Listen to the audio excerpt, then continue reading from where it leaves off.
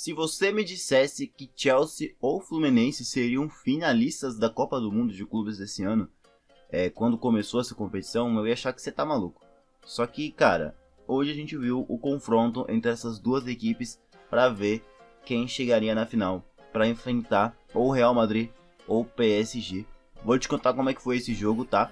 Infelizmente não deu pro Fluminense, 2 para o Chelsea, 0 para o Fluminense. Vou contar como é que foi esse jogo aqui pra vocês, tá?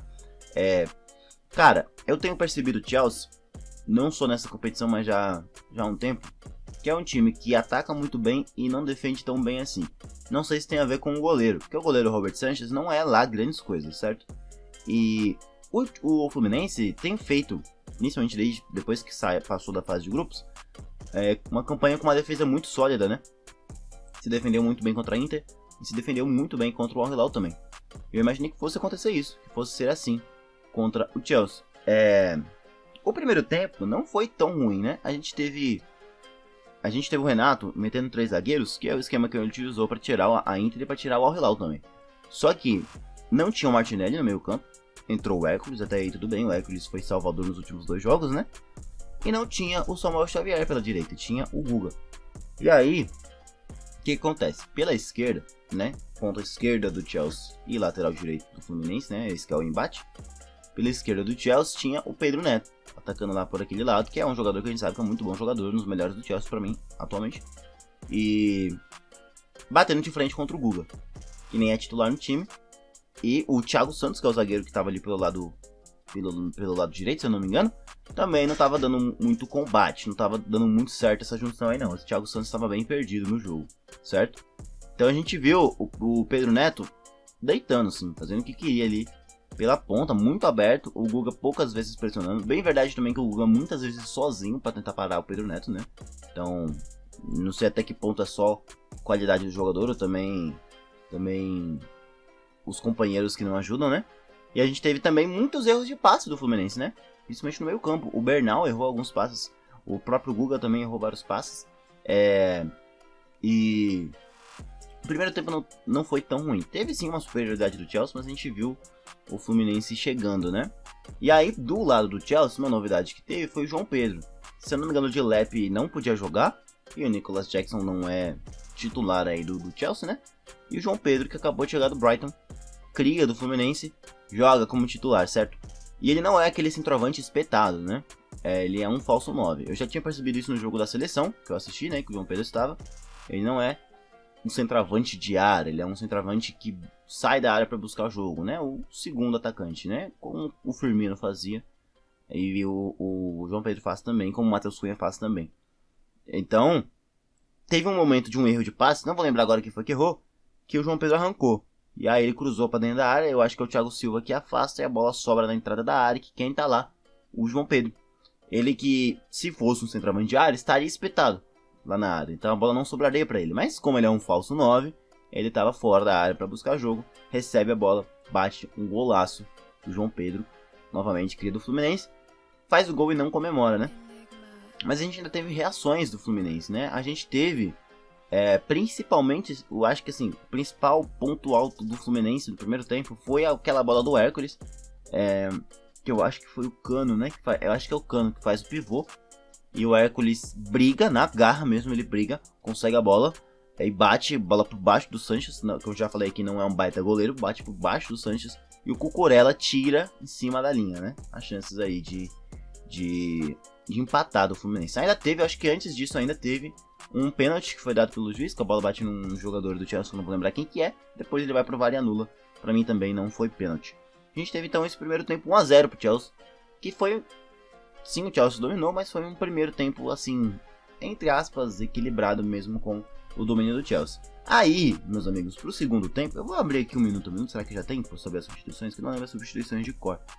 Mas eu sei que o Chelsea e o Fluminense, eles voltam com o mesmo time, tá? Deixa eu abrir aqui as substituições pra eu ver quais são as substituições. Eles voltam com o mesmo time, só que volta com o Chelsea muito ligado, sabe? Uma blitz, literalmente uma blitz do Chelsea, que eles começam a 1000 por hora, pressionando, empilhando oportunidades, empilhando chances, né? Depois, então, o Renato resolve mudar. Primeiro que ele tira o Cano. Pô, a gente sabe que o Cano é um baita jogador, mas não tem mais intensidade, né? Principalmente para jogos grandes como esse, o Cano não tem intensidade. E perdia bolas fáceis, então ele tira o Cano e coloca o Everaldo, que é para dar mais gás, né? E também, vou ser sincero com vocês, torcedores do Fluminense, também não é grande coisa o Everaldo, mas pelo menos vai dar, né, serve para dar um gás a mais no jogo. E ele tira um zagueiro, que é o Thiago Santos, e coloca o Keno. Então vai pro esquema de 3 atacantes, vai pra frente. E aí, cara, nessa pressão, né, do Fluminense, ainda teve uma bola que o Everaldo recebe. Ele chega a driblar um marcador e ele bate. E o Sanches pega. Porque o Sanches, ele tinha o lado esquerdo do goleiro aberto e o lado direito um pouco mais fechado.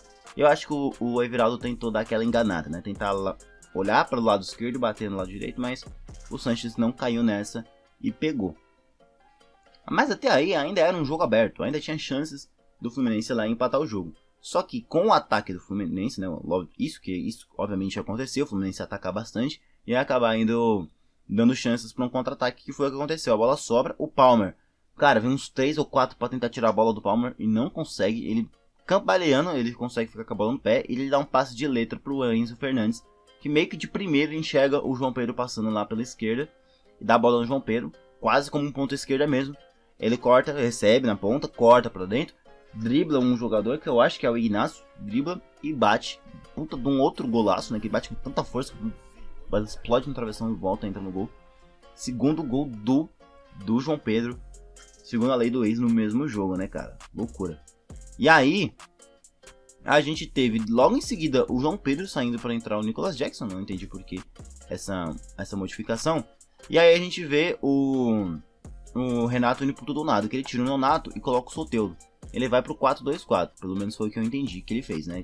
Ele mete uma linha de 4, 2 volantes, que fica sendo só o Hércules e o Bernal.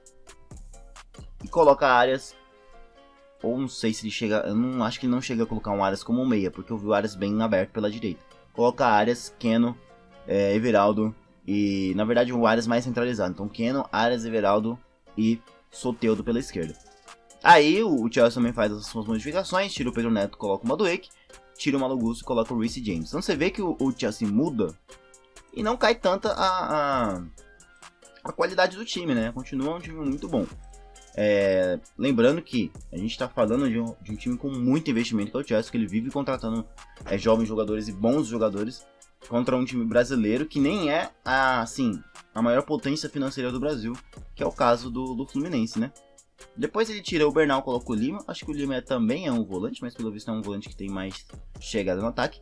Tira o Hércules e coloca o Canóbio aqui. E aí já fica tudo maluco, porque ele mete um monte de atacantes. Você nem consegue entender direito qual que é a posição de cada um, né?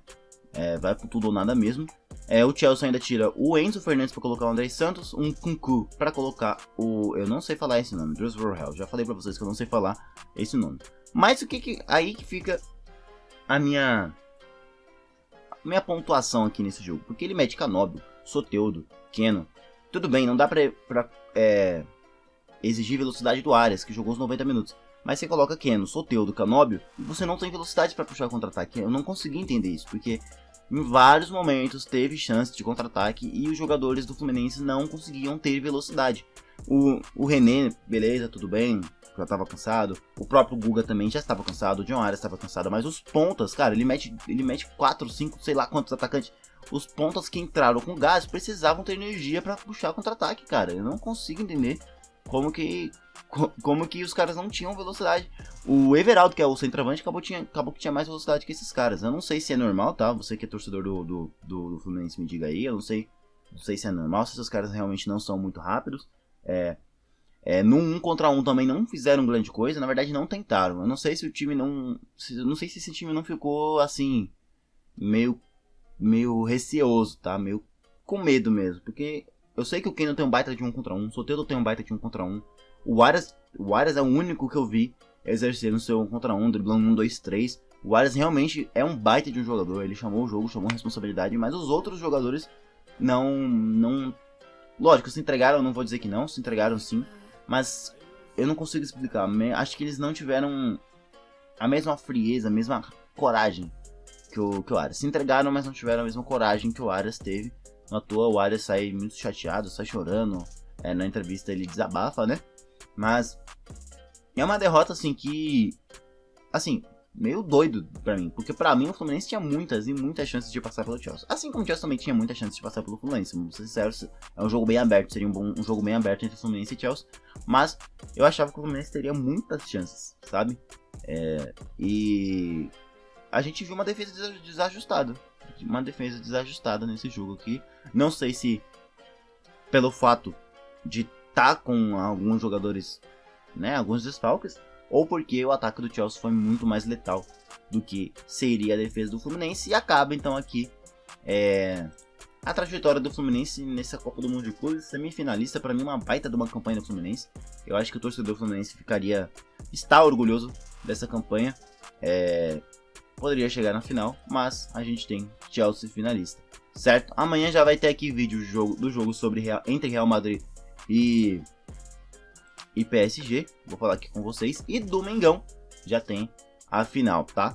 E aí domingão provavelmente vai ter 2 vídeos, porque vai ter a final e vai ter jogo do Coringão também. Então acho que eu vou fazer a final, eu já vou gravar um vídeo rapidão falando sobre a final com vocês. E aí já jogo do Coringão voltando pro campo.